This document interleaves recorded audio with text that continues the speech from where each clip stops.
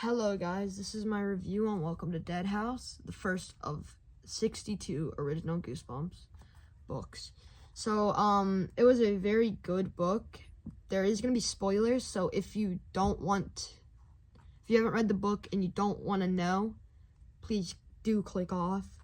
But if you still want to watch, continue.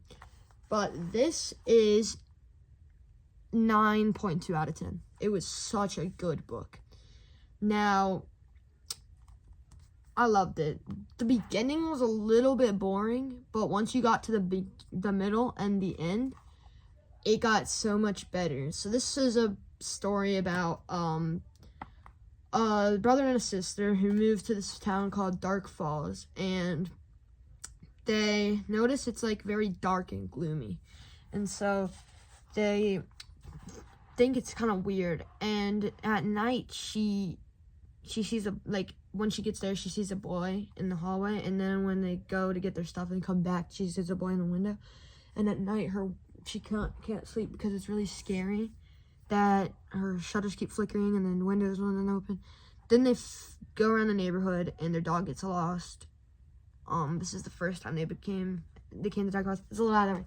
So their dog gets lost and Josh is chasing them. Josh and Amanda are the main characters. And they get him, and he was just sniffing, and he's barked at everybody in this town. But while their mom tells them on the first day of them actually moving to go on a walk, and they take their dog Petey. And then they take him to the park every day. They meet these kids. They all they all said something about their house. They're like, oh yeah, you guys know where I live? And they said, yeah, we used to live in your house. And I'm like, that's kind of creepy. But it was such a good book, because then their dog gets loose, and then they find him in the graveyard, because that's where he was the first time. They go in the middle of the night. They see Ray, the first kid they met.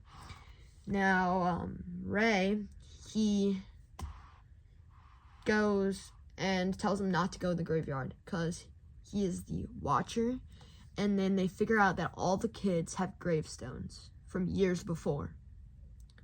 But not like years to where it could be their family member.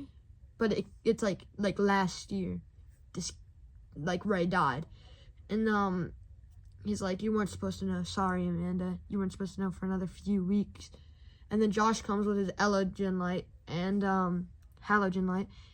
shines it on him, and he starts melting into bones. The scenes in this book are really good, but a little, I feel like a little vulgar for a children's book, but it's just the right amount of creepy. And then they run back to their house, and then all the kids that they've hung out at the park with appear. And then Mr. Dawes, the person who sold the house to them, comes to the door and saying, I think we're in great danger. You're okay?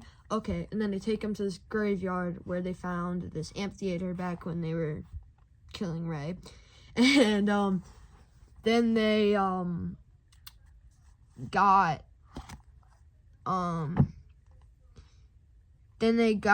there, and Josh tripped and found Mr. Dawes' grave. It said Compton Dawes. And he's like, okay, it could just be somebody else. But he said he was the only Compton in his family. So he said, you're one of them? And he goes, I am one of them. And they tried to shine the flashlight, but when he tripped, it broke. And then the sun came up, and so he had to run to the amphitheater, blocked by this big tree. So he had to stay in the shade so he didn't, evaporate or burn or something. And then everybody started going there, and their parents were there, because their parents went to a party. And they were trying to convert them into zombies because they need new blood. It's kind of weird. But then they see the tree, and when they were looking, when they killed Ray, they saw this tree in this amphitheater, and they thought the tree was about to fall. And so she gets an idea, and she all of a sudden gets all this confidence that they can save their parents. So they keep pushing they keep shoving this tree over and over and over again. And she's like, just push harder. And then they finally comes down. The sunlight kills all the zombies. and this girl, one of the kids that they'd hang out at the park, play baseball with, they said thank you because they didn't like being dead and alive at the same time. So overall, this book was a 9.2. The beginning is the only thing that really took it down that 8. It was one of the best books I have ever written. It was so good. It was like, I was like gonna stop after like 2 chapters, and like I was on chapter 9, and I was like, dude, this is such a page turner. Reading it, I will read the back for you guys, just so you know, like, if you want to know what's on the back. Amanda and Josh think the old house they had just moved into is weird, spooky, possibly haunted, and the town of Dark Falls is pretty strange too. But their parents don't believe them. You'll get used to it, they say. Go out, make some new friends. So Amanda and Josh do. But these new friends are not exactly what their parents had in mind, because they want to be friends forever. So that's creepy.